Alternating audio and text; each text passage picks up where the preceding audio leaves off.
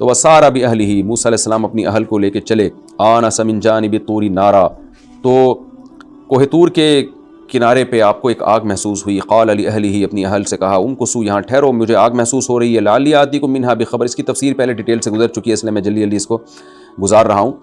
میں ہو سکتا ہے وہاں سے کوئی خبر لے کر آؤں، کیونکہ جہاں آگ ہوتی ہے وہاں اکثر آبادی ہوتی ہے. کسی آبادی نہیں آگ جلائی ہوگی تو لوگ ہوں گے تو میں پوچھ لوں گا بھائی مصر کا راستہ کس طرف کو ہے. حضرت موسیٰ علیہ السلام کہتے ہیں کہ راستہ بھول گئے تھے.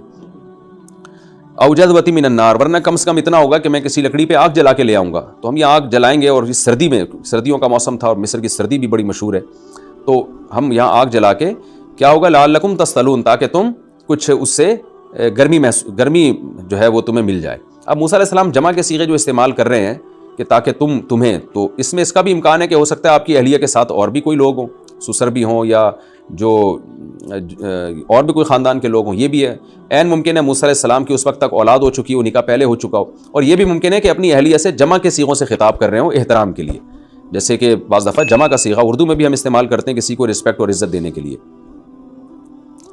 فلما اتاہا، جب موسیٰ علیہ السلام اس آگ کے پاس آئے. نودی من شاطئ الوادی الایمن، تو دائیں طرف جو وادی تھی اس کے کنارے سے ندا آئی، ایک پکار آئی. فی البقعۃ المبارکہ، جو وادی ایک مبارک جگہ پہ تھی. ظاہر ہے جہاں اللہ کا جلوہ ظاہر ہوا وہ کتنی مبارک جگہ ہوگی. من الشجرۃ، درخت کی طرف سے آواز آئی. ان یا موسیٰ، کہ اے موسیٰ، انی انا اللہ رب العالمین، بے شک میں اللہ ہوں جو تمام جہانوں کا پالنے والا ہوں. وان القی عصاک، اور اے موسیٰ اپنی لاٹھی کو ڈال دے. فلما رآہا تہتز، جب موسیٰ نے دیکھا کہ وہ ہل رہی ہے، کأنہا جان، گویا کہ وہ باریک سانپ، یعنی پھرتی میں باریک سانپ جیسی تھی، ویسے تو اژدہا تھا. واللہ مدبرن، حضرت موسیٰ علیہ السلام نے پیٹھ پھیری. ولم یعقب، اور پیچھے مڑ کے بھی نہیں دیکھا، یعنی پیٹھ پھیر کے، واللہ کا مطلب یہاں پر یہ ہے کہ پیٹھ پھیر کے فرار ہوئے. ولم یعقب، اور پیچھے نہ مڑے. یا موسیٰ اقبل ولا تخف، اے موسیٰ متوجہ ہو اور مت خوف زدہ ہو. اس پر میں کئی دفعہ بتا چکا ہوں بھئی یہ بھی فطری چیز ہے کہ جب انسان سانپ کو دیکھتا ہے تو ڈرتا ہے اور بھاگتا بھی ہے.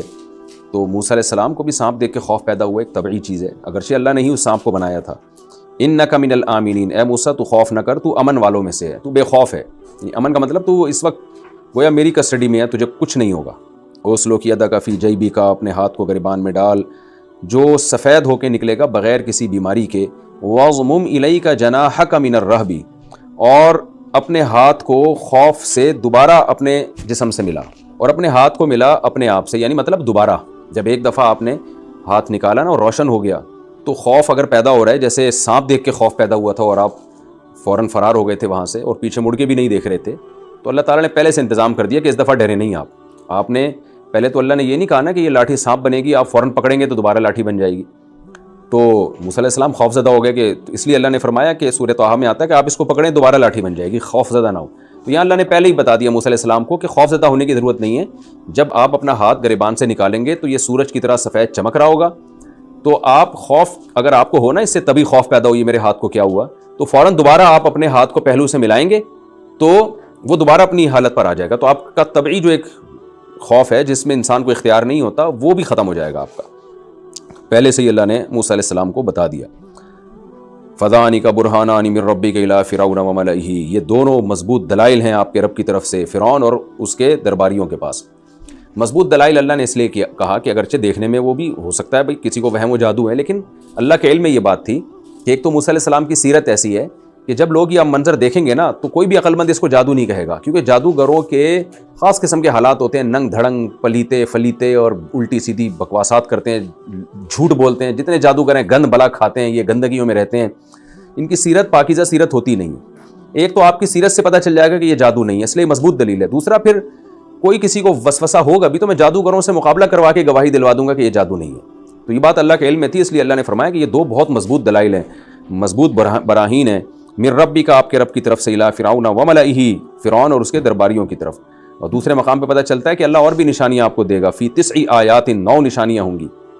انہم کانوا قوما فاسقین، یہ فاسق لوگ ہیں. موسیٰ علیہ السلام پریشان ہو گئے، بھائی اللہ تعالیٰ نے تو، میں تو مصر سے، مدین سے ابھی مصر جا رہا ہوں اپنی زوجہ کو لے کے کہ چلو بھائی ایک نئی زندگی کا آغاز ہوگا، چھپ چھپا کے میں زندگی گزاروں گا. 10 سال کیس پرانا ہو گیا، بھول بھلیاں ہو چکا ہوگا معاملہ. تو اللہ تعالیٰ تو ڈائریکٹ مجھے کس کے پاس بھیج رہے ہیں؟ فرعون کے پاس بھیج رہے ہیں. تو موسیٰ علیہ السلام نے اللہ سے عرض کی، قال رب انی قتلت منہم نفسا، اے اللہ میں نے تو ان میں سے ایک جان کو قتل کیا ہے. فأخاف أن يقتلون، مجھے خوف ہے کہ وہ مجھے قتل کریں گے. وأخی ہارون هو أفصح منی لسانا. دیکھیں موسیٰ علیہ السلام نے جو اشکال ظاہر کیا نا، اس سے بھی پتہ چلتا ہے کہ اگر بڑا کوئی کام کہے آپ کو اور چھوٹے کو اس پہ کچھ اشکالات ہو رہے ہوں تو اپنے اشکال رفع کرنے میں کوئی حرج نہیں ہے. آج بعض دفعہ ایسا ہوتا ہے کوئی بڑا آپ کو کوئی کام کہتا ہے، آپ اپنی کنفیوژن دور کرنے کے لیے اشکال کر رہے ہیں تو اس بڑے کو غصہ آ جاتا ہے، بھائی پوچھ کیوں رہے، جو کہا ہے وہ کرو بس فوراً. تو جب بھی کوئی آرڈر جاری ہونا تو اس کی حکمت بیان کر دینے میں کوئی حرج نہیں ہے، تاکہ سامنے والا اور جو ہے وہ پر اعتماد ہو کر اس حکم کی بجاوری کرے. تو اللہ میاں نے بھی موسیٰ علیہ السلام کو ڈانٹا نہیں کہ میں آپ کو کہہ رہا ہوں فرعون کے پاس جاؤ، آپ کہہ رہے ہو میں نے انسان کو قتل کیا، مجھے مار دیں گے، یوں کر دیں گے، بلکہ اللہ تعالیٰ نے موسیٰ علیہ السلام کو تسلی دی. تو یہ بھی ہمیں ان واقعات میں سبق ملتا ہے. ربی انی قتلت منہم نفسا فاخاف ان یقتلون واخی ہارون، اور میرا بھائی ہارون جو ہے وہ افصح منی لسانا. موسیٰ علیہ السلام کی زبان میں اس درجے کی فصاحت نہیں تھی جو ہارون علیہ السلام کی زبان میں تھی.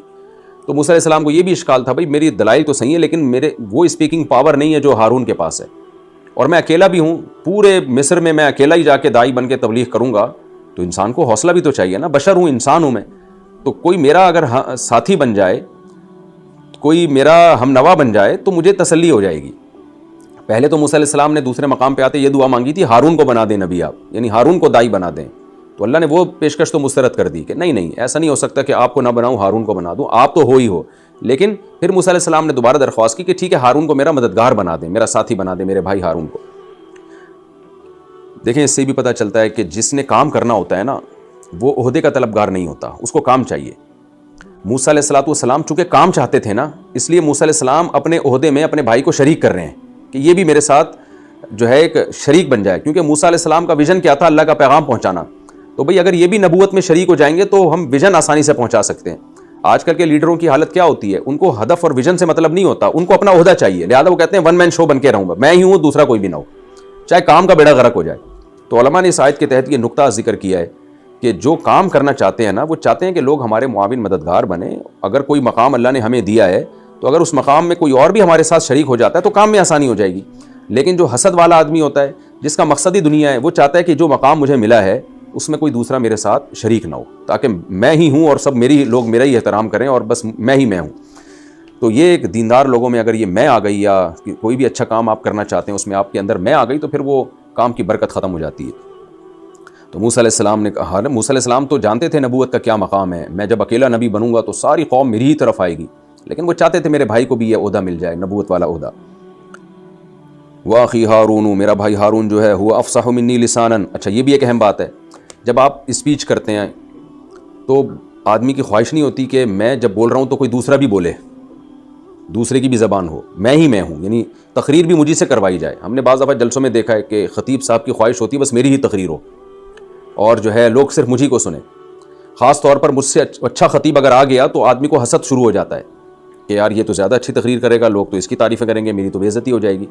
تو جب عزت اور بے عزتی آپ کا مقصد ہے تقریروں سے، پھر تو آپ کے اندر جیلیسی، حسد، یہ سب چیزیں پیدا ہوں گی. لیکن اگر آپ چاہتے ہیں لوگ ہدایت پہ آ جائیں تو آپ کو پتہ ہے اگر میں اچھی تقریر نہیں کر سکتا نا تو فلاں کو بلا لو، بھائی وہ زیادہ اچھی بات کر سکتا ہے، کیونکہ ہم تو لوگوں کی ہدایت چاہتے ہیں. تو یہ بھی ہمیں اس آیت سے سبق ملتا ہے. موسیٰ علیہ السلام بھی بول سکتے تھے لیکن بھائی میں زیادہ فصاحت تھی، تو موسیٰ علیہ السلام نے کہا کہ اللہ وہ جب بولے گا نا تو زیادہ اثر پڑے گا، لوگ زیادہ انسپائر ہوں گے، لوگ زیادہ متاثر ہوں گے، تو ان کو میرا ساتھی بنا دیں. تو یہاں جو خطیب لوگ ہیں، ہم جیسے وائز لوگ ہیں، ان کے لیے بھی بڑی نصیحت ہے کہ بھئی آپ کام کو آپ چاہیں کہ کام زیادہ ہو دنیا میں، اپنا نام نہ آپ چاہیں کہ میری ہی تقریر لوگ سنیں اور بس چاہے اس میں جان ہو یا نہ ہو.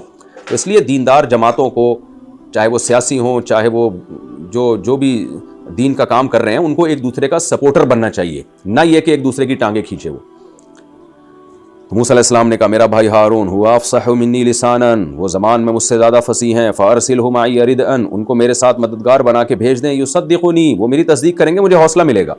یہ بھی بشریت کا یعنی ایک لوازمات میں سے ہے کہ کتنے ہی بڑا آدمی ہونا اس کو بھی حوصلہ چاہیے ہوتا ہے. بعض لوگ کہتے ہیں کہ ہمیں کسی کے کمنٹ سے کچھ بھی نہیں ہوتا، کوئی ہمارے بیان کی تعریف کرے، برائی کرے، کسی پہ اچھا اثر ہو رہا، ہمیں مخلوق کا کوئی اثر ہی نہیں ہوتا.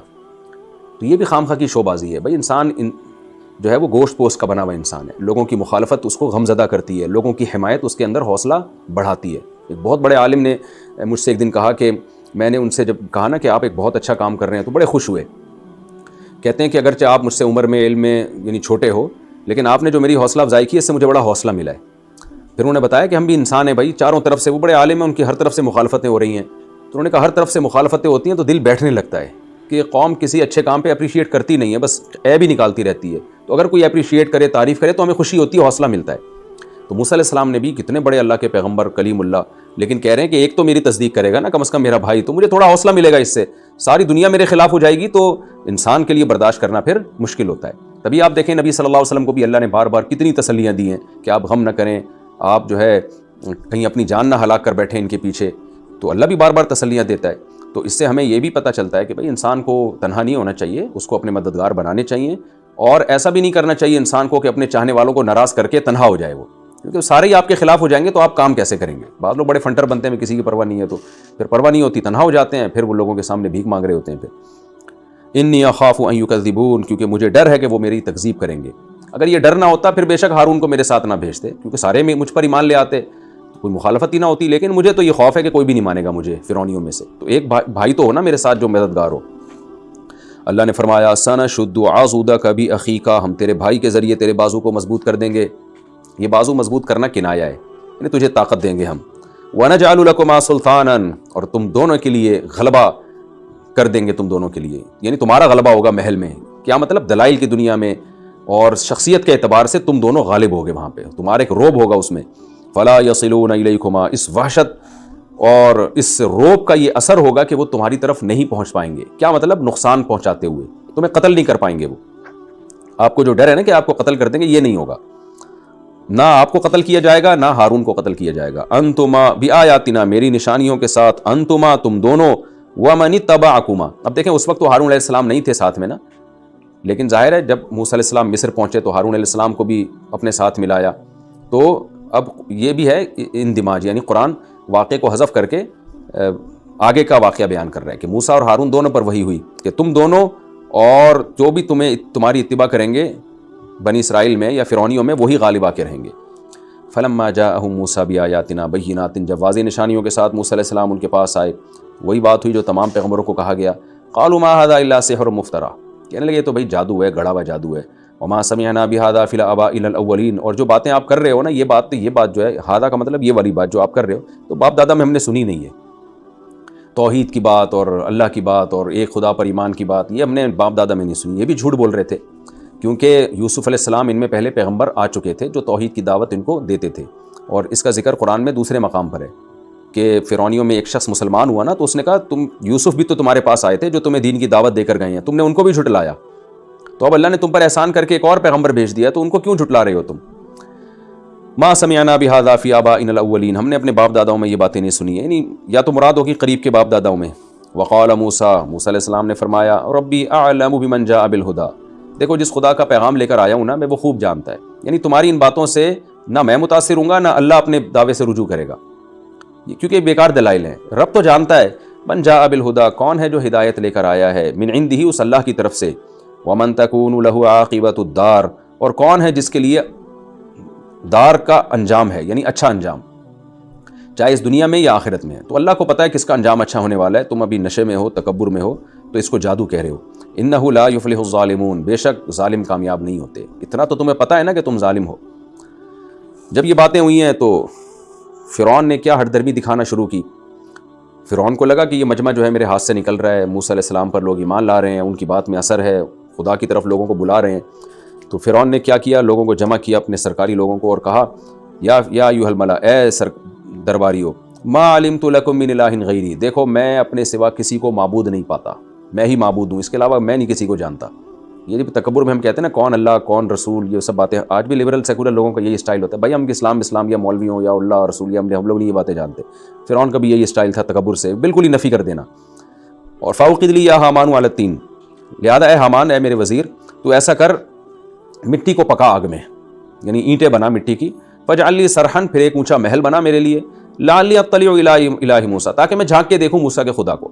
نظر تو آ نہیں رہا، تو چلو اوپر چڑھ کے کہیں دیکھتے ہیں، اگر مل گیا تو ٹھیک ہے ایمان لے آئیں گے، نہیں ملا تو کوئی خدا نہیں ہے، میں نہیں مانتا۔ وَإِنِّي لَأَظُنُّهُ مِنَ الْكَاذِبِينَ، اور میں موسیٰ کو کاذب گمان کرتا ہوں، یہ جھوٹ بول رہا ہے معاذ اللہ، یعنی میں اوپر چڑھ کے بھی دیکھوں گا تو مجھے نظر نہیں آئے گا خدا۔ تو فرعون جو ہے نا یہ ملحد تھا، ملحد، خدا کا منکر تھا، یعنی اللہ نے دیگر پیغمبروں کو جو جن قوموں کی طرف بھیجا نا، وہ ملحد نہیں تھے، مشرک تھے، اللہ کو مانتے تھے جب ان سے پوچھا جاتا من خلق السماوات والارض، کس نے آسمان اور زمین کو بنایا، وہ کہتے اللہ نے بنایا، لیکن اللہ کے ساتھ شریک کرتے تھے، جبکہ فرعون تو اللہ کے الہ ہونے ہی کا منکر تھا، خدا کے وجود ہی کا منکر تھا۔ یہ ایک تحقیق سے ثابت ہوا ہے کہ جتنے ایتھیس دنیا میں گزرے ہیں نا، بڑے ظالم گزرے ہیں، اور آج کے جو ملحد ہیں وہ بھی بڑے ظالم ہیں۔ جہاں بھی سیکولر حکومتیں ہیں نا، انہوں نے انسانوں پر بدترین ظلم کیا ہے۔ رشیا کی مثال آپ کے سامنے ہے، یہ ایک سیکولر اسٹیٹ تھی۔ سیکولر سے میری مراد یعنی انتہائی درجے کی سیکولر، جو خدا ہی کی منکر ہو۔ آپ کو یہ یورپ امریکہ ان لوگوں میں پھر بھی مذہب کا تھوڑا ملے گا نا، عیسائیت تھی تو کسی نہ کسی درجے میں خدا کو مانتے ہیں یہ لوگ، لیکن جو رشیا ہے یہ تو خدا کے منکر ہیں۔ انہوں نے جو ظلم کیا، جو سوویت یونین کو جب بنایا گیا تو انسانیت کانپ جاتی ہے، جس طرح سے یہ لوگ ظلم اور بربریت کی داستانیں انہوں نے قائم کی۔ ہیلی کاپٹروں میں افغانستان میں جب یہ رشیا آیا تو ہیلی کاپٹروں سے جو ہے خواتین کے ساتھ جبری زنا کر کے ان کو برہنہ حالت میں ہیلی کاپٹر سے نیچے پھینک دیا کرتے تھے یہ لوگ، جو وہاں کے لوگ بتاتے ہیں، یعنی زندہ عورت کو جبری زنا کیا اور اوپر سے زمین کی طرف پھینک دیا اس کو۔ بہت ہی بدترین ظلم، کیونکہ خدا کا جب تصور ہی نہیں ہے تو مشرک میں پھر بھی کم از کم یہ تو ہے نا کہ یہ ہمیں بت بخشوا لیں گے، تو غلط ہے یہ بھی نظریہ 100%، لیکن کم از کم وہ بتوں کو خوش کرنے کے لیے ہو سکتا ہے تھوڑے بہت اچھے اعمال کر لیتے ہوں، یا اللہ کو مانتے تو تھے وہ لوگ، تو کچھ کام بتوں کے لیے کرتے تھے، کچھ کام اللہ کے لیے کرتے تھے۔ لیکن جو ملحد اور ایتھیس ہوتا ہے وہ تو درندگی کی انتہا کو پہنچا ہوا ہوتا ہے۔ آج لوگ کہتے ہیں جی ایتھیس لوگوں کے اخلاق بہت اچھے ہوتے ہیں، یہ ہوتے ہیں بہت اچھے، لیکن جب یہ بڑے بڑے کام کر رہے ہوتے ہیں نا، بڑے بڑے ان کے ویژن ہوتے ہیں، تو پھر اس میں یہ بہت زیادہ درندگی میں آگے نکل جاتے ہیں۔ وقال فرعون یا ایھا الملأ فاجعل لی صرحا، تو میرے لیے ایک محل بنا۔ اچھا، وانی لاظنہ من الکاذبین، میں موسیٰ کو جھوٹا سمجھتا ہوں۔ اللہ کہتے ہیں واستکبر هو وجنودہ، فرعون نے اور اس کے لشکروں نے بڑا تکبر کیا۔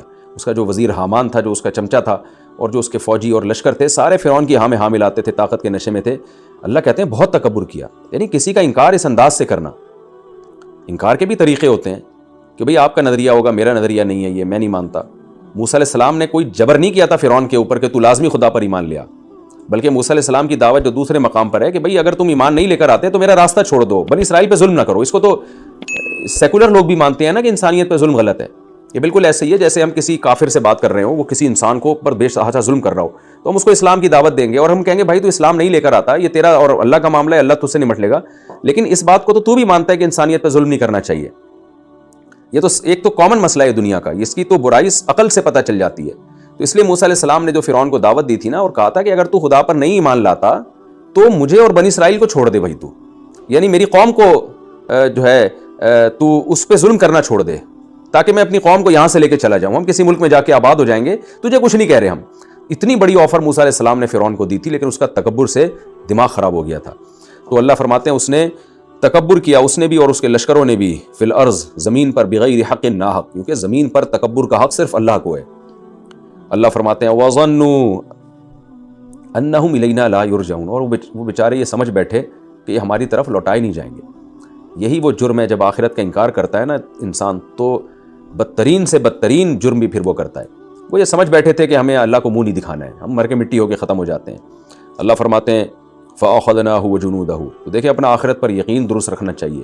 جس کو پتہ ہوتا ہے نا میں نے اللہ کو جواب دینا، وہ تنہائیوں میں بھی ظلم نہیں کرتا۔ فَأَخَذْنَاهُ وَجُنُودَهُ، اور اگر کر لے تو جب تک اللہ کو توبہ کر کے منا نہ لے اس کو چین نہیں آتا۔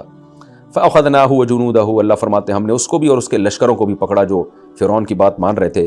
فَنَبَذْنَاهُمْ فِي الْيَمِّ، اور ہم نے ان کو پانی میں اٹھا کے پھینک دیا۔ یہاں یم سے وہ سمندر مراد ہے جو کٹا ہوا سمندر ہے، آپ میپ میں بھی دیکھ سکتے ہیں۔ آج کل تو گوگل میپ میں ساری چیزیں الحمدللہ نظر آ جاتی ہیں، اور وہ تاریخی مقام جب آپ دیکھنا چاہیں مل جاتے ہیں۔ ہمارے استاد جب پڑھایا کرتے تھے تو پورا پروجیکٹر پہ وہ ساری جو ہے نا وہ مقامات دکھاتے تھے جو جہاں جہاں یہ واقعات ہوئے۔ قرآن کے جغرافیائی لحاظ سے بھی قرآن کو الحمدللہ اس کی تفسیر کی گئی ہے، تو وہ عام مل جاتی ہے۔ وَاسْتَكْبَرَ هُوَ وَجُنُودُهُ فَنَبَذْنَاهُمْ فِي الْيَمِّ فَانظُرْ كَيْفَ كَانَ عَاقِبَةُ الظَّالِمِينَ، دیکھ کیسا انجام کیا ہم نے ظالموں کا۔ وَجَعَلْنَاهُمْ أَئِمَّةً، اور بنا دیا ہم نے ان کو مقتدا، لیڈر بنایا ہم نے ان کو، ایسا لیڈر يَدْعُونَ إِلَى النَّارِ، جو لوگوں کو آگ کی طرف بلاتے تھے۔ یہ اللہ نے امام کا لفظ کیوں استعمال کیا کہ امام دو طرح کے ہوتے ہیں، کچھ لوگ ایسے ہوتے ہیں ان کو آپ فالو کریں گے تو کامیاب ہو جائیں گے، کچھ لوگ ایسے ہوتے ہیں آپ ان کو فالو کریں گے یہ سمجھ کے کہ ہمارے لیڈر ہیں تو یہ ہمیں بچا لیں گے، نہ نہ نہ وہ آپ کو مروا دیں گے۔ ہمارے یہاں بھی ایسے بہت سارے لیڈر ہیں ابھی بھی، اور گزر بھی چکے ہیں اور آتے رہیں گے ہمیشہ، کہ آپ جن کو فالو کریں گے تو وہ خود بھی جہنم میں اور آپ کو بھی جہنم میں۔ تو یدعون الی النار، یہ ان کو آگ کی طرف بلاتے تھے۔ وَيَوْمَ الْقِيَامَةِ لَا يُنصَرُونَ، اور قیامت کے دن ان کی مدد نہیں کی جائے گی۔ وَأَتْبَعْنَاهُمْ فِي هَذِهِ الدُّنْيَا لَعْنَةً، کیسا برا انجام ہوا۔ دیکھیں ایک ایسے پیغمبر جو مسکین تھے، فرعون تانے دیا کرتا تھا موسیٰ کو، یہ تو غریب ہیں، مسکین ہیں، ان کے تو زبان میں بولنے کی جو ہے وہ فریکوینٹلی یہ بول نہیں سکتے، اپنی بات کو ایکسپلین کرنے کی صلاحیت نہیں ہے، ایسے ایسے تانے دیا کرتا تھا۔ کیسا اللہ تعالیٰ نے تباہ کیا۔ اللہ فرماتے ہیں ہم نے دنیا میں بھی ان کے پیچھے لعنت چلائی ہے، مرنے کے بعد کسی کو ترس نہیں آیا ان کے اوپر۔ ایک جگہ قرآن میں آتا ہے فما بکت علیہم السماء والارض، نہ آسمان ان پہ رویا نہ زمین ان پہ روئی، تو ایسے اللہ نے پانی میں ڈالا اور آگ میں داخل کر دیا۔ تو اللہ فرماتے ہیں کہ ہم نے دنیا میں بھی ان کے پیچھے لعنت کو چلایا، یعنی کوئی بھی نہ یہودی اس کا اچھا تذکرہ کرتے ہیں، یہود بھی فرعون پہ لعنتیں بھیجتے ہیں، اور عیسائی بھی فرعون پہ لعنتیں بھیجتے ہیں، اور مسلمان بھی فرعون اور اس کے جو لوگ حکومت میں تھے سب پہ کوئی بھی اچھے تذکرے میں یاد نہیں کرتا۔ یہاں تک کہ جو غیر مسلم ہیں، جن کو ہسٹری سے واقفیت ہے، وہ اگرچہ نہ یہودی نہ عیسائی نہ مسلم ہیں، لیکن فرعون کو اچھے الفاظ سے اور اس کے درباریوں کو اچھے الفاظ سے یاد نہیں کیا جاتا، بلکہ یہ لفظ ایک گالی کے طور پر استعمال ہوتا ہے کہ بھئی یہ فرعونیت پہ اترا ہوا ہے، لوگ کہتے ہیں۔ وَيَوْمَ الْقِيَامَةِ مِنَ الْمَقْبُوحِينَ، اللہ کہتے ہیں جیسے دنیا میں لعنت ہے نا، تو آخرت میں بھی مقبوحین میں ان کا شمار ہوگا، برے لوگوں میں ان کا شمار ہوگا، بدحال لوگوں میں ان کا شمار ہوگا۔